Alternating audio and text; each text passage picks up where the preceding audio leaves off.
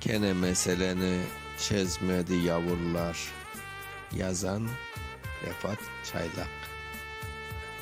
Kene meseleni çözmedi Ukrayna. Bizni tul karaladılar özlerini. Daha çok eser böyle acı rüzgarlar.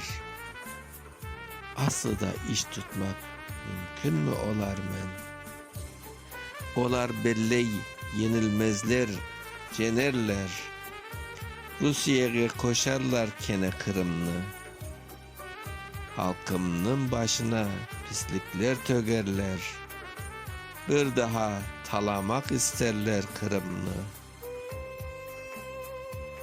Şurada Ukrayna avlaştı bir daha. Kerekli kanunu kereksiz ettiler. Ne kadar sabır etermiz biz daha. Bunu anlamagan hıyanetler. Ne fesatlar çıkarmanız, ne demeniz. Biz mütul, aramlaysız özünüz ne?